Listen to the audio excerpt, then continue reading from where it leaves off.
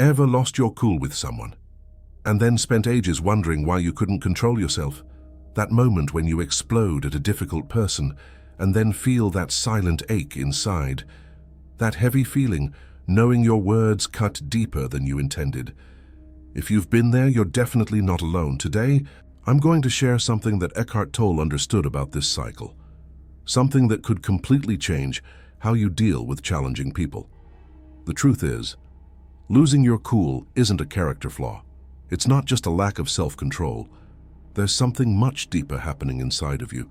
And when you understand what really triggers that reaction, you can achieve something that seems impossible. Never losing your cool again, no matter who's in front of you, no matter what they say or do. Before we go any further, I need to explain something fundamental. Tolle spent years studying why we react the way we do. And he discovered that when someone gets under your skin, that irritation doesn't come from them. It comes from something within you that's been activated. The difficult person is just the trigger, but the explosive was already there. Think about that for a moment. If the irritation truly came from the other person, everyone would be equally irritated by them. But that's not what happens, is it? Some people can remain completely calm in the face of the same behavior that makes you blow up. Why? Because what determines your reaction isn't the other person's behavior. It's what exists inside of you. Tolle calls this the pain body. It's an accumulation of past emotional pain that lives within you. This pain is always looking for an opportunity to feed itself. And it feeds on more pain. When someone provokes you, your pain body awakens. It recognizes an opportunity, and it takes control before you even realize what's happening. You've probably noticed this. There's a very brief moment between the trigger and the explosion, a space of maybe half a second. In that half second, something happens. You stop being you. You become an automatic reaction, and when you come to, the damage is already done. The good news is that this half-second space can be expanded. It can become a second, 2 seconds, 5 seconds, and in those seconds, you have the chance to choose, react or respond, explode or remain at peace. That's the difference between people who lose their cool and people who never do. Now, you might be thinking, that sounds easy in theory, but when I'm in the middle of the situation, I can't think about any of that. I get it. And that's why we need to go deeper. We need to understand what really happens in your brain when you lose your cool. Researchers have found that when you feel emotionally threatened, your brain activates the amygdala. This is the part of the brain responsible for reacting to threats. The problem is that the amygdala doesn't differentiate between a physical threat and a threat to your ego. To it, it's all the same. So, when someone says something that hurts your pride, your brain reacts as if you were being physically attacked. And here's where it gets interesting. The amygdala is much faster than the prefrontal cortex. The prefrontal cortex is the part of the brain responsible for rational thought, for analysis, for conscious choice. But it's slow. When the amygdala fires, the prefrontal cortex is still processing what happened, and that's why you react before you think. Tolle knew this intuitively long before neuroscience confirmed it. He realized that the automatic reaction comes from an unconscious place, and that the only way to interrupt this pattern is to bring awareness to the moment, to be present, to observe what's happening instead of being dragged along by it. But how do you do that in practice? How do you remain conscious when everything inside you wants to explode? Here's the first technique that Tolle teaches. He calls it observing the observer, or watching the watcher. When you feel the frustration rising, instead of identifying with it, you observe. You notice that something's happening. There's an energy rising. There's tension in your body. There are racing thoughts, but you are not that energy. You are not that tension. You are not those thoughts. You are the one who observes all of it. This shift in perspective is subtle but powerful. The moment you become the observer, you create distance. And in that distance lies your freedom. You can choose whether to feed the reaction or let it pass. Most people never experience this distance. They identify completely with their emotions. When they feel anger, they are the anger. When they feel frustration, they are the frustration. There's no space, there's no choice, there's only the automatic reaction. But you don't have to live like that. You can learn to create that space, and the more you practice, the bigger the space becomes. What started as half a second can become minutes, is hours, entire days in which nothing can pull you off center. Now, let's talk about something that most people don't realize. Challenging people aren't challenging by accident. They're trapped in patterns of behavior that they can't control. When someone provokes you, they're usually operating from their own pain body. They're suffering, and suffering seeks company. Tolle explains this in a way that changes everything. He says that when you look at a difficult person with true presence, you don't see an enemy. You see someone who's trapped in unconsciousness, someone who's suffering without knowing why, someone who's crying out for help in the only way they know how. That doesn't mean you should accept mistreatment. It doesn't mean you should be a doormat. It just means that you can respond from a different place, from a place of understanding instead of reactivity, from a place of strength instead of weakness. Because here's something important. Losing your cool isn't a sign of strength. It's a sign that something controlled you, something manipulated you, something pulled you off center.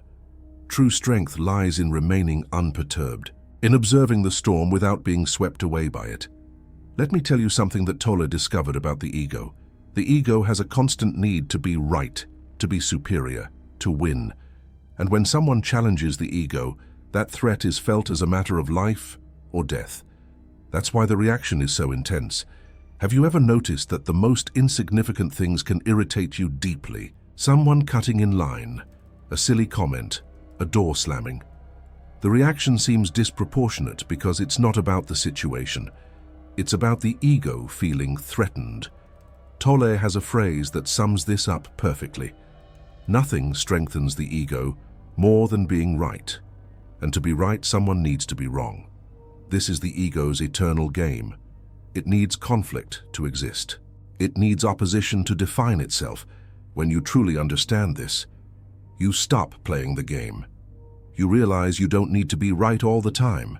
You realize that winning an argument is often losing your peace, and you begin to value peace above victory. But that's not the most important thing. What comes next will completely change how you see the challenging people in your life. Eckhart Tolle teaches that difficult individuals are your greatest teachers. They show you exactly where you still need to work. Every annoyance is a map. Every outburst is a clue. They reveal the areas where you're still identified with your ego, where you're still trapped in unconscious patterns, if you could see it this way.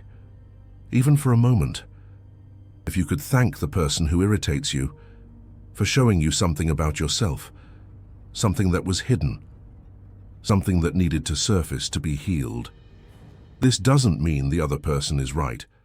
It doesn't mean their behavior is acceptable. It simply means that the reaction that arises in you is your responsibility. It's an opportunity for growth that you can either seize or waste. Most people waste it.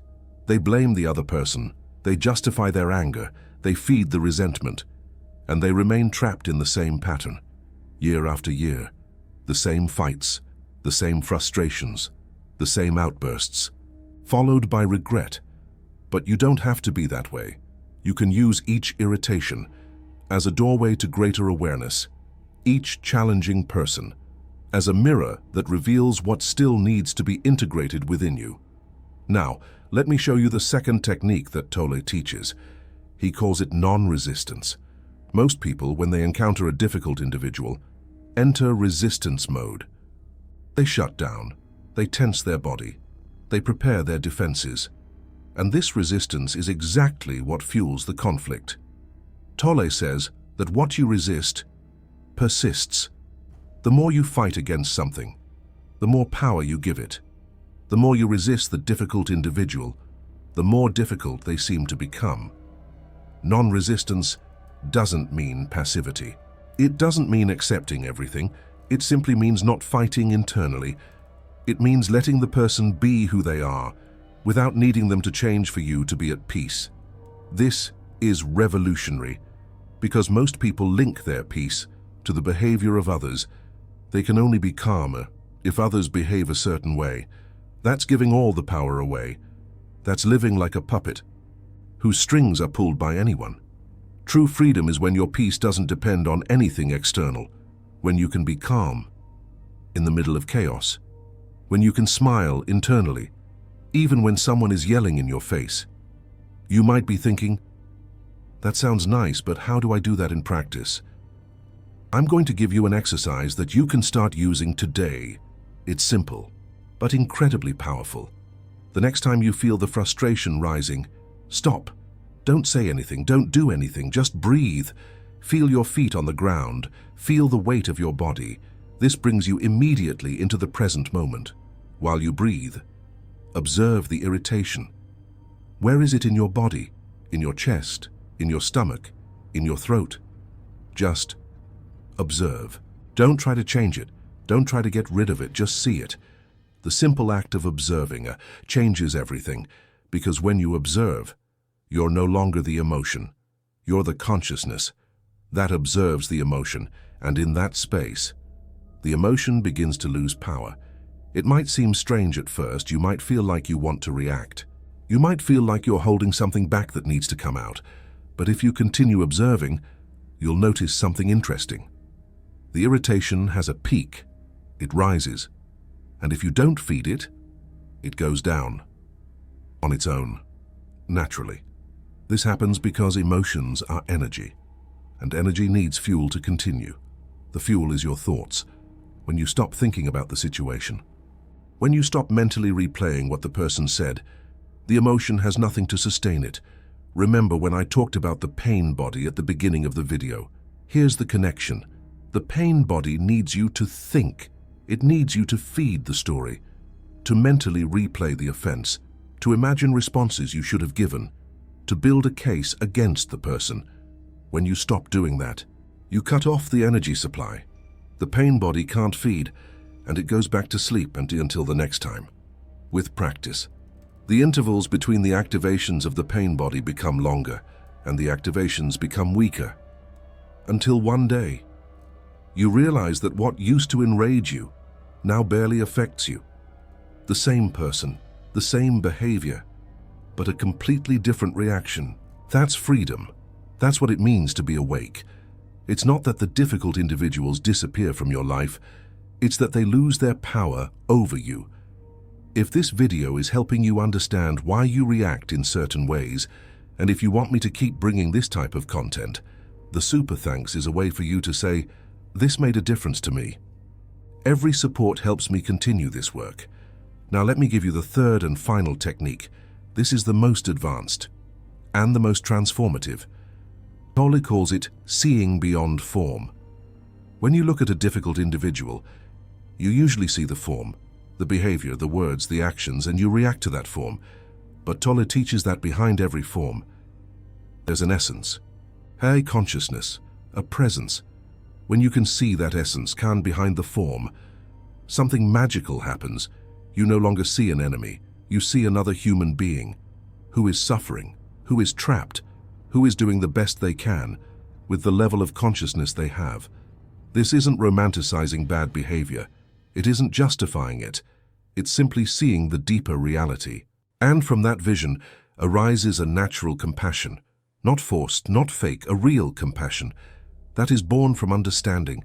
And from that compassion arises patience, a patience that isn't effort, that isn't control, that isn't holding back anger. It's a natural patience, that comes from seeing things as they really are. You realize that the challenging person isn't your enemy. They're a reflection, a teacher, an opportunity, and you can choose how to receive that opportunity. Every person who tests your patience is a chance to practice. Every annoyance is an invitation to greater presence. Every outburst avoided is a silent victory that no one saw. But that transformed something within you, and that internal transformation is what really matters. Because when you change on the inside, the world around you begins to change. The challenging people seem less challenging, or they simply stop appearing in your life, or they appear, and they no longer affect you. This is what it means to never lose your cool again. It's not a trick, it's not a control technique, and it's a fundamental shift in how you relate to yourself and to others. The question now becomes, are you willing to do this work? Are you willing to look inward Instead of blaming the outside world, are you willing to use each and every frustration as a doorway to greater awareness? If the answer is yes, you've already taken the first step. Awareness of the pattern is the beginning of freedom. And you already have that awareness now. It's a matter of practice. Tell me in the comments, who in your life tests your patience the most? You don't have to give names. It could be a family member, a colleague, a neighbor. I want to hear your story. I'll respond to all the comments. Remember, the person who triggers you isn't the problem. The reaction that arises within you is the clue. And you have the power to transform that reaction from explosion to observation, from anger to understanding, from losing your cool and to unshakable presence. This is the path, and you're already on it.